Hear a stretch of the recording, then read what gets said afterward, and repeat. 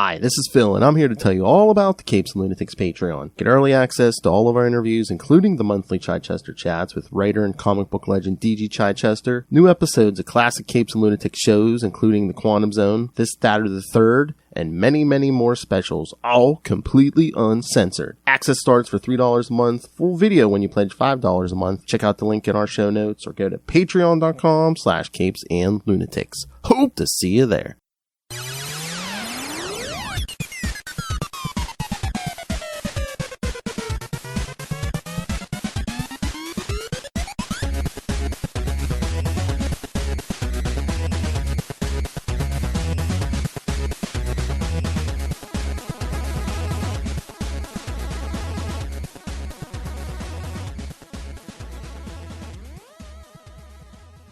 Hello and welcome once again to Superconnectivity. Superconnected. Welcome to Disconnectivity. Welcome to the connections that are super and artivity. Welcome once again to Superconnectivity. I'm your host, Charlie, the Professor Esser.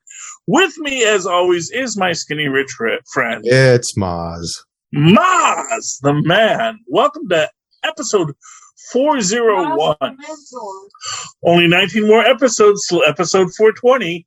Ooh. Boy. Yeah, there we go. So there's something to look forward to. Oh,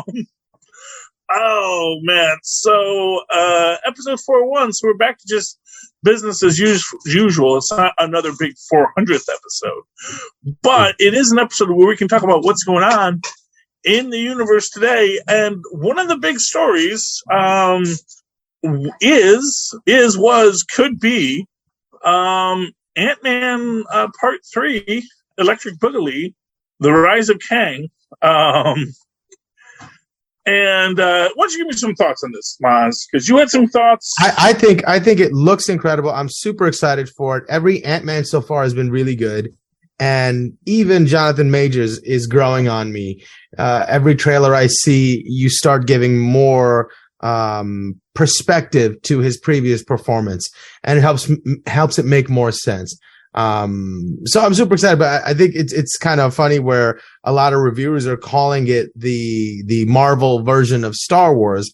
And I saw one article that seemed to be laying it on really thick. Oh, some reviewer said this was Marvel's Star Wars. And it kind of made me think, like, it almost sounded like it had the air of somebody trying to preempt a bad story, like a PR person trying to get on top of the story before it gets out. And maybe what somebody said was, oh, this is just a ripoff of Star Wars or something derogatory. And they said, oh, let's get on top of this. So every time somebody even hears a mention of this quote, they're going to associate it with the version of the story that we tell first. So I don't know if it's that or not. Probably not. It sounded that way. You're a cold-hearted and cynical man, Mozz, and I love that about you. Because the world needs people to look askance at things, to have that jaundiced eye, to say, I smell something, and it sure ain't petunias. Right. But I do take it at face value. I hope so. I do presume that these people are saying that this is an epic Star Wars, and it actually, because here's the thing about it. One of the core aspects of Star Wars is that familial dynamic, that idea of the Skywalkers and how the Skywalkers basically screwed up all of the entire galaxy. But it strikes me, maybe what we're going to be seeing in this film is a familial dynamic that people aren't expecting. And this is, I think, one of the advantages that the MCU does have in the fact that it's not the comic books. And it can rhyme with the comic books. It can look like the comic books. Got it. And, so looking like the comic books, rhyming like the comic books, all these things together make it the MCU, but the details on how you get there can change. And they should change, because otherwise you wouldn't be surprised. Exactly. And they're And trying to recapture the feeling of these things happening, not just a retelling of a tired trope. And that is why it is so fascinating the way that they've had to dance around the Fantastic Four.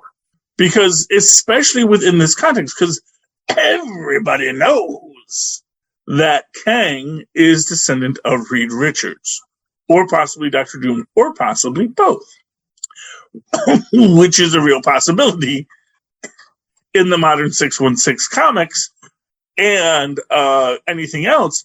And you get this idea within it that, you know what, we could tell this same story, but not have it be about the Richards. Because the reason it follows the Richards was just because when Marvel Comics started, the Richards family, Reed and Sue and Ben and Johnny, they were just the first ones.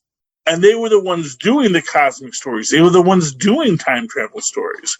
So when it came time to sort of find that origin point for Kang, it made sense to tie it back to Reed Richards. But that's not the 616. In the 616, first off, we start off with Tony Stark, and then retroactively introduce Howard Stark, and then introduce Hank Pym as the true hidden master genius of the universe, which is sort of what the Reed Richards role always was. That Howard Stark, who is the great genius of the day, is also not to be trusted by Hank Pym, who is, in his own way, categorically smarter, because he is the guy who's cracked the code on the Pym particle. Yeah, well, not just time travel, but arguably the thing that makes time travel possible. As I always say, the thing about the Pym particle is it's effectively the Higgs boson, and it's a way to create anti-Higgs bosons, and Higgs bosons are the particle that attributes the concept of mass, whatever that means. But it's just this idea. And of course, when Stan Lee and the gang were writing these things, it was just, let's make them small. Let's make them big. Right. Was that term around from back then? Quantum realm, quantum? No. I mean, no. And actually, no, because it was actually the microverse originally. When they first started going to the microverse, it was called the microverse. Gotcha. But it was actually called the microverse because that was a toy tie-in. And they still call it the microverse because it's a generic enough term. But because technically microverse is owned by the Micronauts, it's like a weird way in which it's sort of like how you can have, and this is one of the things, it's like Shumagorath. You can have Shumagorath in the comics because the Howard books that reference Shumagorath don't describe him. And it's a vague enough word that when Marvel introduced a character Shumagorath, they can use it in the comics. But when it goes to translating it into the cinematic realm, possibly expressly because Disney is proactive in not getting sued and respecting certain trademarks because they own certain trademarks that people say they shouldn't own anymore. So they're like, well, we're going to show our deference to trademarks, and that's going to help our trademark posse sort of continue on the idea that no. There's certain contexts where you can't use these things, and so we're going to respect that, and so we're going to do that. That's why we don't get a Shumagorath in Doctor Strange, and we don't get a microverse in Ant-Man. We get the Quantum Realm. Because technically a microverse belongs to the Micronauts, which at this point, I want to say is owned by Hasbro, but it might be Tonka. Wow. I'm not sure. Yeah. Because the Micronauts, which were these super cool toys back when I was a youngin', and it's weird because it was like the first Japanese import toy that had no basis in anything. And it wasn't like a cartoon, but they were cool because they were like these little clear plastic robot men. And all that. And one of them, funnily enough, was the Pharaoh who had a time traveling sarcophagus. Ah. But that was clearly borrowing from Rama-Tut, which is Kang the Conqueror. So there's there's levels within levels within levels in these things. But the idea is that if you are going to make this descendant of the world's greatest genius, yes, there he is, the time traveler. Oh, but that one doesn't come with his sarcophagus. Let's see if they have the sarcophagus guy here. Yeah. Oh, man, that brings me back. Yeah. Oh, right there. See? The little blue one? Oh. You see that? Yeah.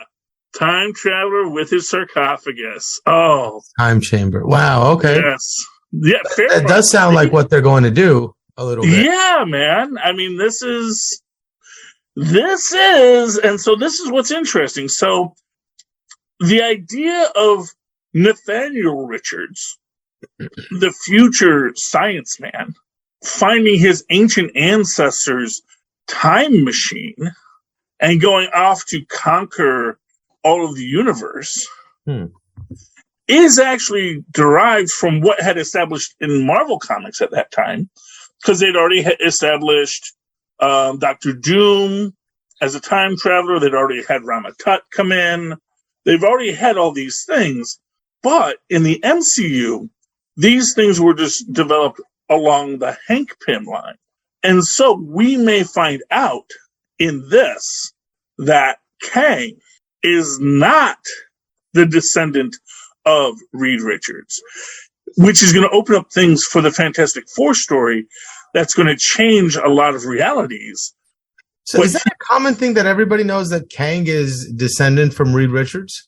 If you're I didn't know that at all. And I think when they're saying this could be Marvel Star Wars, it could be referencing that moment where you thought, oh, I am your father, you know? Yeah, well, this is what I'm saying is I think that may be what they're going to build here, because that is what is interesting about it, because Reed Richards is the smartest man in his universe. Hank Pym is clearly the smartest man in this universe. He has a line of descendants with Hope now with being with Ant-Man. Yeah, well, I want to say Paul Rudd, but I'm trying to remember Paul Rudd's character's name all of a sudden. But they could have a child. That child could create the line that leads to Kang eventually. And the idea being that the Hank Pym line could spread out where we get Kang the Conqueror. So that girl that's with him, his daughter, could be that? Well, Cassie's something different. Cassie is Scott Lang's daughter. Right. So, I mean, he could be the descendant of Scott Lang's daughter, because I remembered his name. Scott Lang is, I can remember once I remembered Cassie, so that works. As you go through it, you can see how, yes, it could also be Cassie Lang's descendants. It could be that, it could also be that he is a descendant of Morgan Stark, because her father did invent the time machine. So, it's interesting how suddenly all of these lines could exist that could give us a Kang, and we don't know which it will be yet. And I think that may be where it opens up. And along those same lines, when Kang first appears in the comics and he interacts with Dr. Doom, he makes the point about, I used my ancient ancestors' time platform. And Doom said, well, I am the only one with the genius to create a time platform. So clearly I must be your ancestor, which built out this. That's the worst mom joke ever. Yes. Well, but that's Dr. Doom for you. And the thing is, he didn't know. It's like, no, okay, sure, why not? No one knows. It was 3 nuclear wars ago, man. So sure, I'm your descendant. I'll go along with it. That's hilarious. But this is where the entire parentage of Kang's open-ended possibilities come from. And if they start looking into that idea of who is the descendant, what is the line of Kang? Where does it come from? That could be very interesting. And that gives us this Star Wars feel, the Star Wars idea. And of course, within this, we know that the Wasp had been in the quantum realm for a prolonged period, knows who this person is. Like, presuming that it's not like a one generational thing and she was pregnant when she went there and he was raised in the quantum realm. I hope they don't go that route. That's a little too easy. Yeah. But, that's a possibility too. But I think the idea that she realizes whatever things he's doing, it's because of what Hank Pym did. And maybe even that's why she stayed behind, because she was afraid once Hank realized what he had, he might create the things that would lead to Kang. And that's sort of where things get interesting, because it's about when you go into that retroactive activity, what are the things I'm doing today that are going to change the future? And when you think about where the future could be, is this something we should do? Good Lord, that's a lot to hold on. Oh, yeah. Well, that's the crazy thing about, like, if you think about modern technology right now, it's like you could think about all these different things. Like, if we could do X, we could solve this problem. But then immediately, if you actually are a thinker, you're going to go, oh, but you remember how when we started burning all those fossil fuels, it caused this other problem? What if doing that is going to cause this problem? Like, if we use ocean water to power everything, we're going to keep on taking a lot of water out of the oceans. What is the net effect of that? What's that going to do to the fish? What's that going to do to us? Because we also need water. It's sort of like that whole, you can either feed the horses grain or feed ourselves grain, but we're going to lose some horsepower in this somewhere. Yeah. But that's what you come into with those long-term effects and those long-term problems. Oh, excuse me. Problems of thinking about what will this technology do. But that all leads us back to the Fantastic Four, which I also think will become a part of this. In this movie or in a subsequent, in this thread? I don't know. But I think it's one of those things where, because Kang's true origins are unknown, and we can say, like, in our Marvel comic book universe, we can go back to Reed Richards. Mostly because it's been told to us in comics history that he has, although even that is its own retcon, because you have the original origin of Ramatut, which was then retold by John Byrne, which was in another universe where Nathaniel Richards went into a parallel dimension and had children and sort of created a utopia that eventually that descendant of his rebels against to go and seek adventure. There's so many different ways that these things play out and work themselves out. And, you could get this idea where we're establishing in the MCU that, no, he is actually the son of Hank or the child of the Pyms. And then we're going to get the reveal that, well, there is another. Again, to give it another Star Wars layer to it, that there is the Fantastic Four out there. Now, Matt Shakman is the director of the Fantastic Four, and he has said, we have not cast yet. And it's actually kind of interesting to me that it seems like now the thing that casting is like the last step. Like, they build the story. They build him as the director for the Fantastic Four movie? Mm-hmm. Ah. Matt Shakman is the director on the Fantastic Four movie, probably doing some writing on it, as is the style of the time. Who directed this Ant-Man movie? This is... one second. Ant-Man 3. Hey, Google. Who is directing Ant-Man Quantumania? Oh, look at that. Peyton Reed. Ant-Man and the Wasp Quantumania was directed by Hey Google, stop. Peyton Reed. I can still be John Henry. I can Google faster than Hey Google. What else has he done? Peyton Reed. Peyton Reed has done the previous Ant-Mans. Perfect. Awesome. And let's see here. Can you see if no, but he wouldn't fit into this story. I was saying, is Michael Pena back? But I doubt it.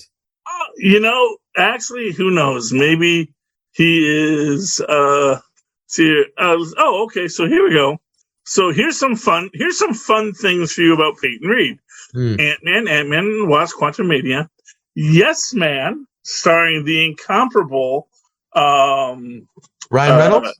No, Jim Carrey. Oh, okay. Bring It On, The Breakup, which The Breakup that was with Jennifer Aniston, and it wasn't Jon Favreau. It was the other guy. The other guy from Swingers. I can't think of his name right now. Yeah. Anyways, that was a really good movie too. Yeah, they're all good. I mean, the Goodwin Games. Oh, he's worked on New Girls, Gregory Brothers, Chessmen, The Breakup. Oh, Super Chunk crowding up your visual field. Down with Love. He was the director on Down with Love. If you ever saw that classic '60s throwback. Yeah. So he's he's your classic Marvel indie director that they gave $1 billion to. Said, make something weird and fun. And he says, okay. I mean, he does know how to do fun. He does know how to do fun, and he does know how to do weird. That's the thing. It's like you can't say he can't do weird, and you can't say he can't do fun. And so I do think Peyton Reed's what Peyton Reed has done with this has been pretty good. I think what he will do with is Reed. That's his last name is Reed. Yeah. Just a coincidence, like when the guy that was playing David Banner was named, or Bruce Banner was named David Banner. It's like Eric Banner. Yeah. Yes. I think so. Yeah. No, David Banner was in the Ang Lee Hulk. I think it's Eric Banner. Eric Banner? Yeah. Oh, okay.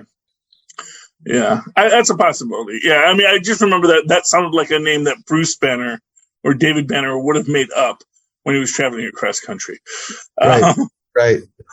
Oh, that was actually an interesting article I was reading where they were saying, what they really should do is bring back Werewolf by Night, but actually make it like the Incredible Hulk, and just have the Werewolf by Night going from town to town, trying to avoid, Yeah, we haven't had a good series like that in a while, where it's like a traveling martial arts hobo or like a supernatural hobo that solves mysteries, A-Team style.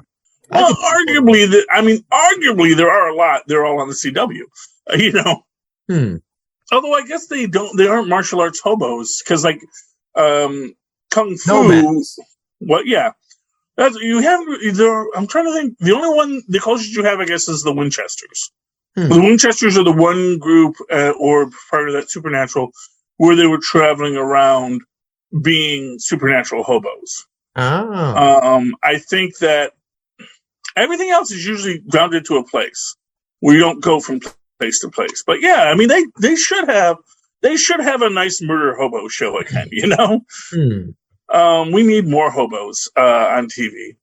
I don't just say that because I like hobos, but. It's a thing with me. Don't move to Portland. Yes. It'll make you hate hobos. Oh. Well, see, no, if you're staying in one place, you're not a hobo.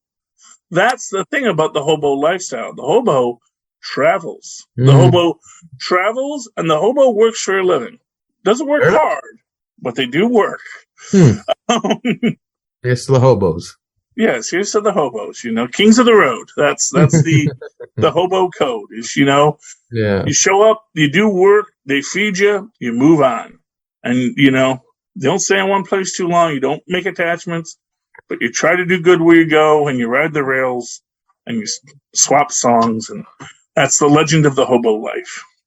And how I love my hobo life, stabbing folks with my hobo knife. What's that from? That's from The Simpsons when they meet and I believe that was played by Hank Pym's actor.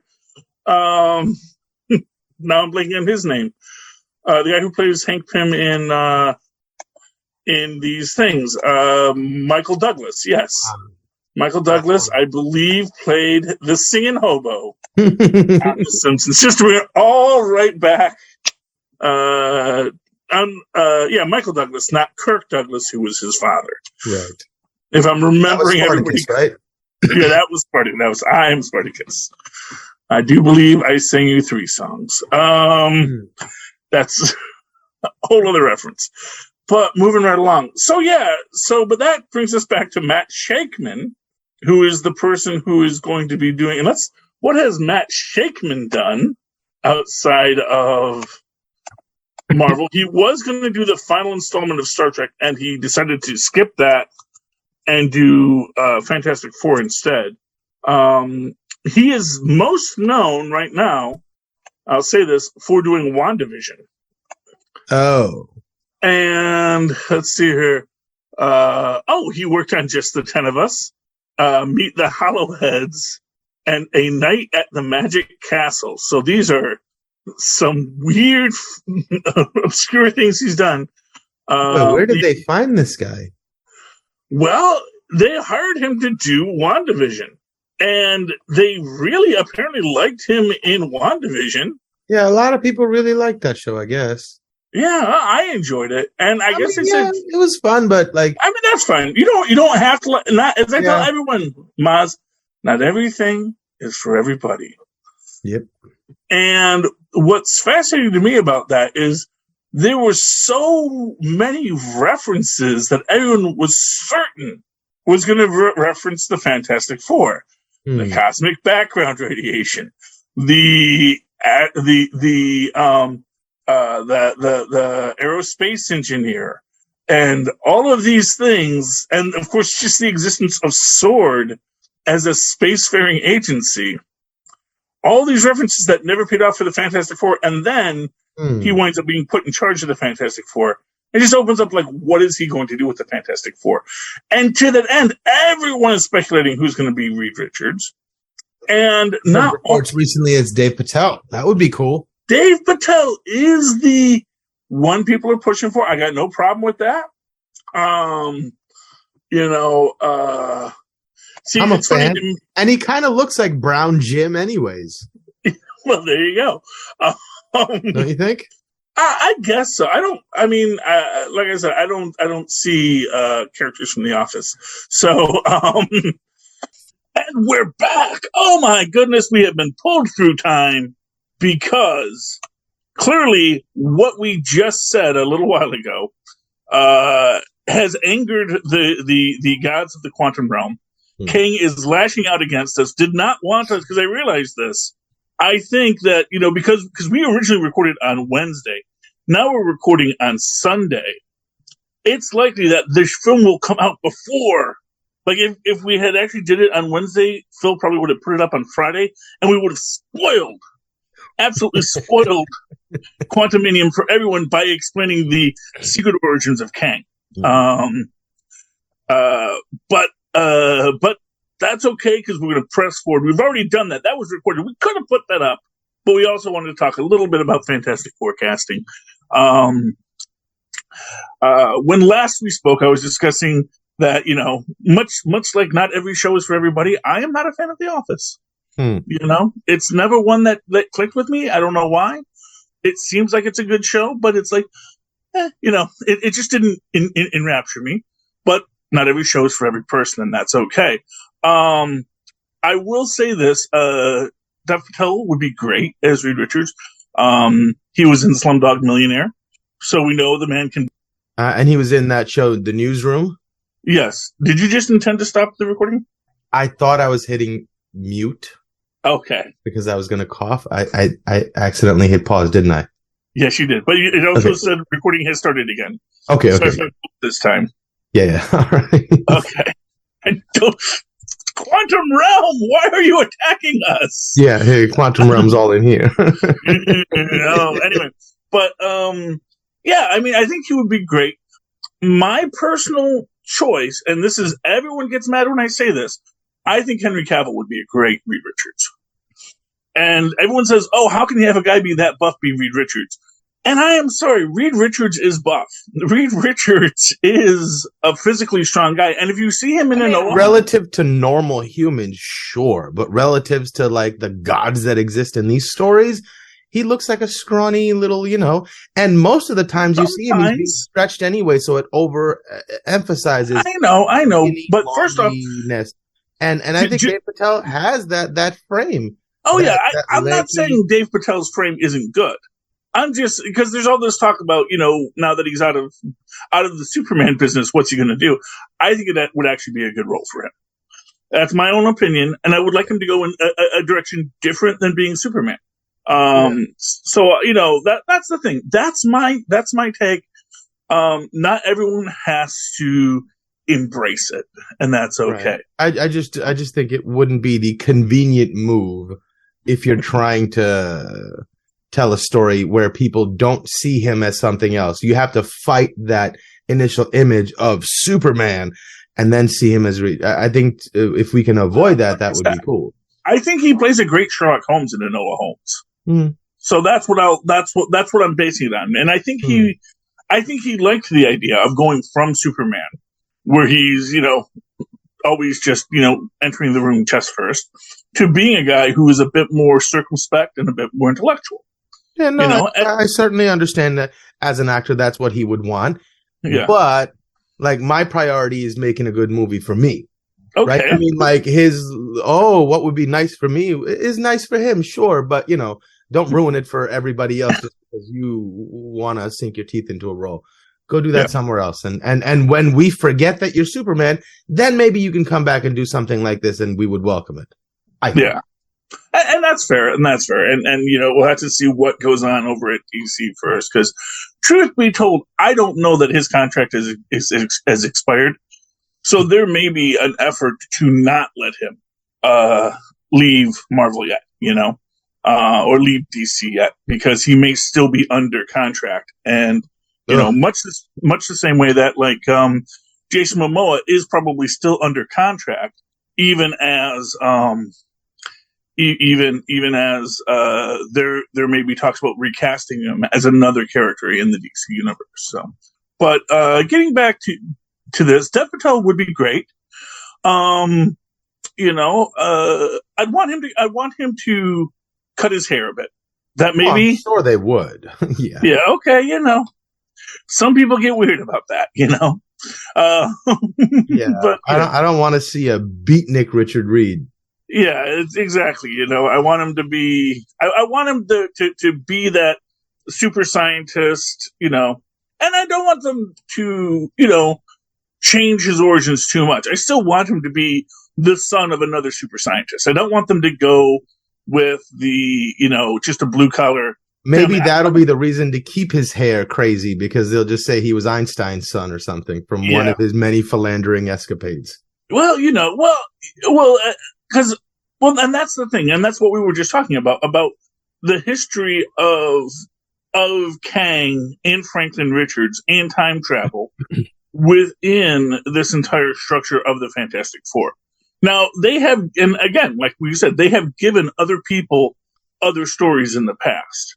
So, and as I've always pointed out, that Cloak and Dagger actually have Monica Rambeau's origin, where they're on the oil rig and the Eldritch energies come up, and that's what infuses them. And that was Monica Rambeau's origin, which they gave to Cloak and Dagger, and then they have given Monica Rambeau a new origin, which we don't know yet.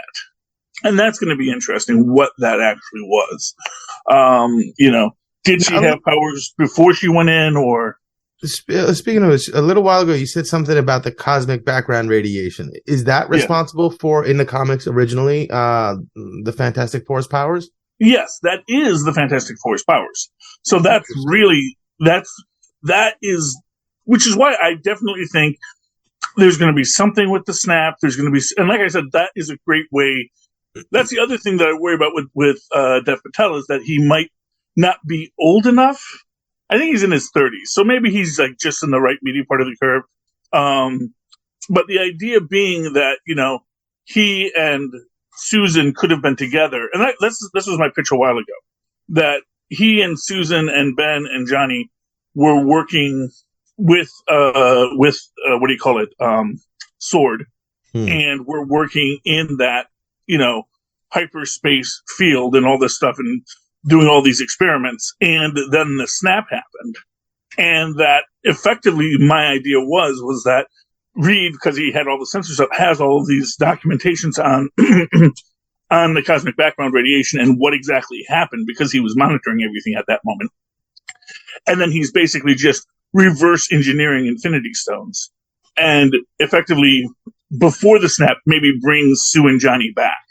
And that explains the gap in time, So what is, in the comics, what is the cosmic background radiation? Well, that's just cosmic rays. That's basically the Van Allen belt. Uh-huh. And so our planet is surrounded by what's called the Van Allen belt, which is this cosmic radiation that is encircling our planet. It's basically all of the radiation that sort of gets diverted by our Earth's magnetic field. But as a result, it's a huge wall of radiation all around the planet. Right. And that's usually why you do a lot of shielding. And most rocket ships do have a lot of shielding for that purpose. Right. I'm just saying, because that's not what the cosmic background radiation is in science. I'm just wondering, what in the comics, is that what they call the cosmic background radiation? That well, it's called cosmic ray. It was called cosmic rays, and cosmic ray. But do they call it cosmic background radiation? Well, that is still cosmic. So cosmic rays are basically it's a mishmash of the radiation that's out in space, because the space is full of radiation, and cosmic background radiation is the cosmic rays. So when you turn on a TV, well, you don't anymore, but when you used to turn on a TV and you had an analog signal, and you'd get like all the static, the fuzz, yeah. But, I mean, according to science, that's why it's called background radiation. Resonance of the Big Bang. It's like the remnants, or like the resonance of the radiation that happened during the Big Bang. So it's like just in the background. It's not. So it was interesting to me how they interpret that term in comic lore relative to what it is. Exactly. Well, because and it's sort of an interesting aspect that they've built out from it, because they've effectively built out that, the cosmic rays are derived from this moment of the Big Bang that created the Infinity Gems, or the Infinity Stones. And so that's why this radiation can now grant superpowers. And interestingly enough, one of the central rays, one of the central bits of radiation in cosmic background radiation are gamma rays. So it just kind of worked into the storyline that it all kind of pieces together in this universe, the way that it builds itself.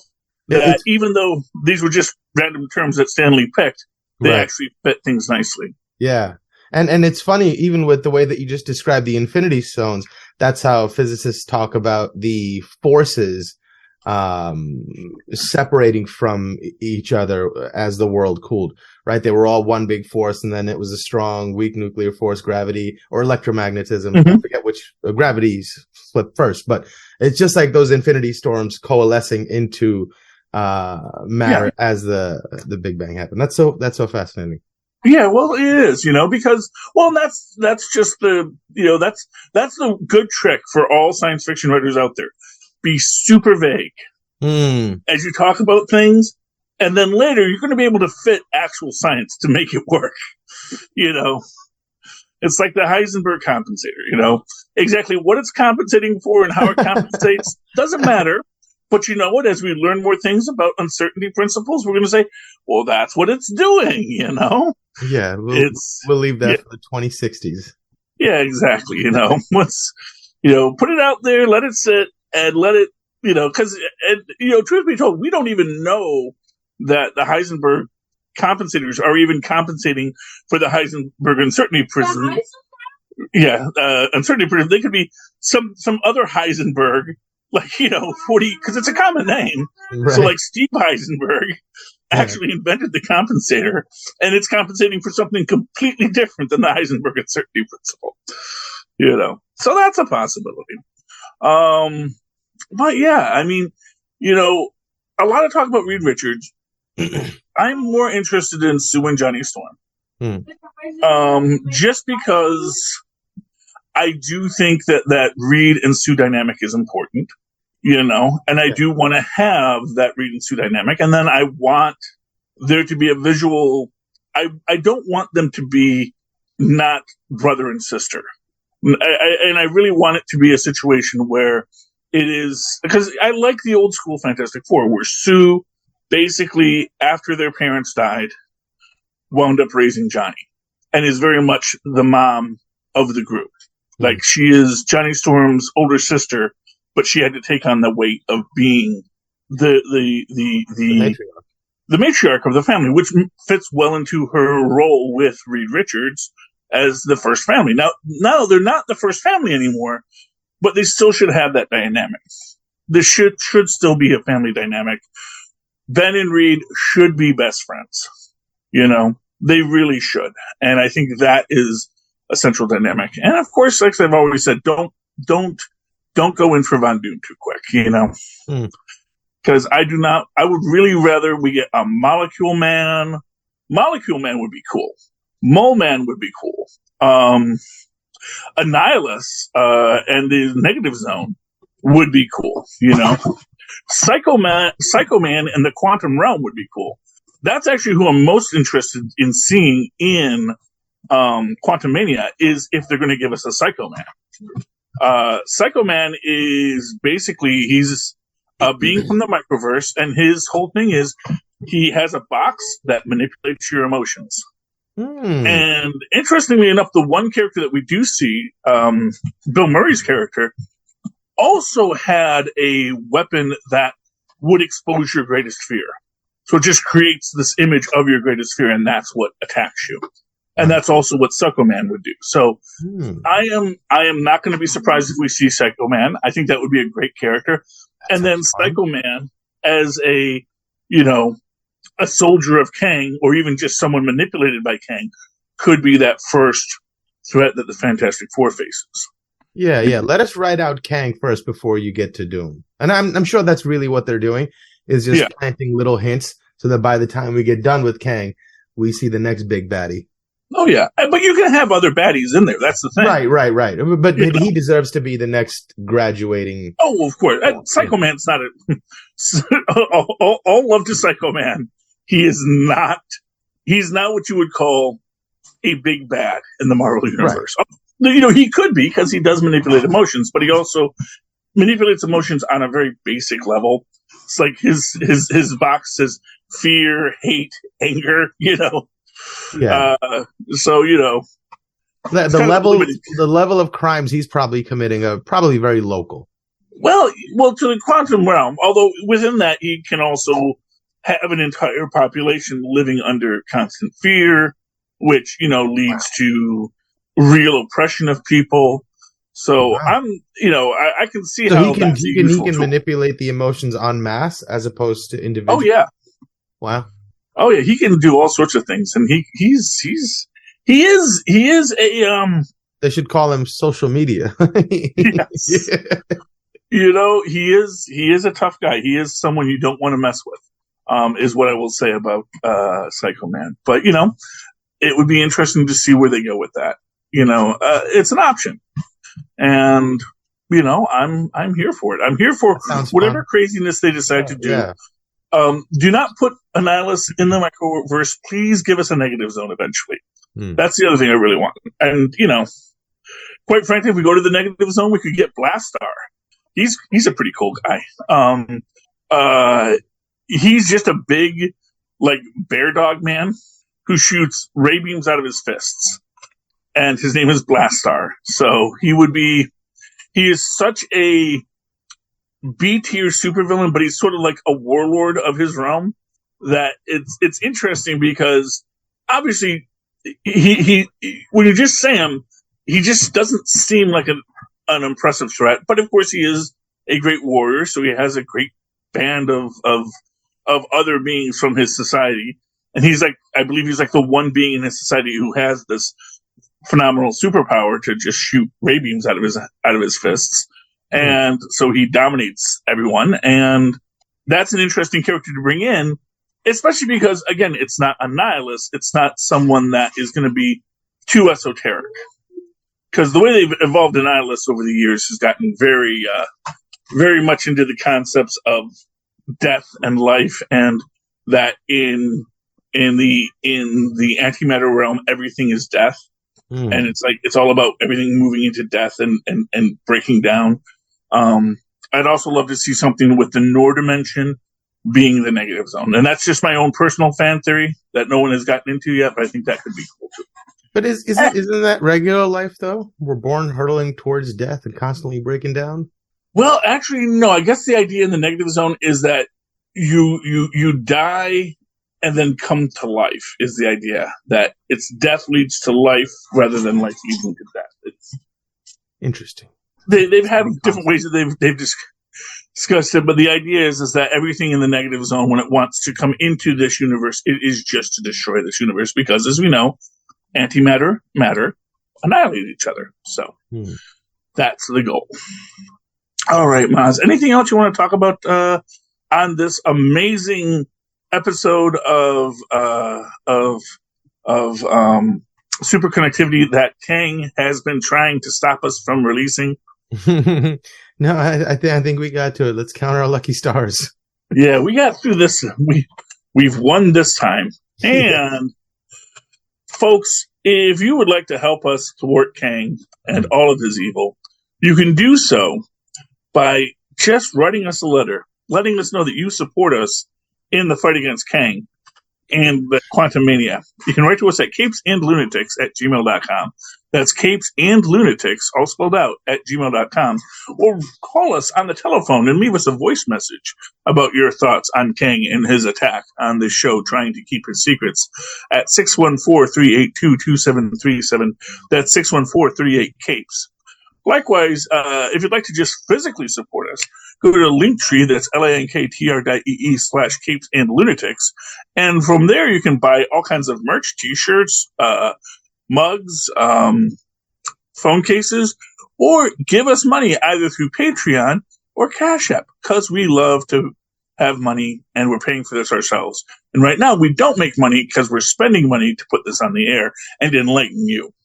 And Mozz, if they don't want to give us money, but they still want to talk to you about your genius ideas, how can they find you? Oh, they can reach out to me via email at mozzmanzor@gmail.com, or find me on Facebook under Mozz Manzor. That's MOZZMANZOOR. And of course, you can always write to me in that old-fashioned email way where our mothers and fathers once did it, superconnectivityblog@gmail.com. That's superconnectivityblog, all one word, @gmail.com. And of course, follow me on the Twitter when I live tweet things when I feel like it, @Charlie Esser. That's CharlieEsser. Look for the 2 E's in the middle. For quality. Bing! Thank you, Mozz. All right, ladies and gentlemen, we have thwarted Kang once again, hopefully, assuming this all recorded. Come back again next week as we once again try to connect all the things that should not be connected. Good night.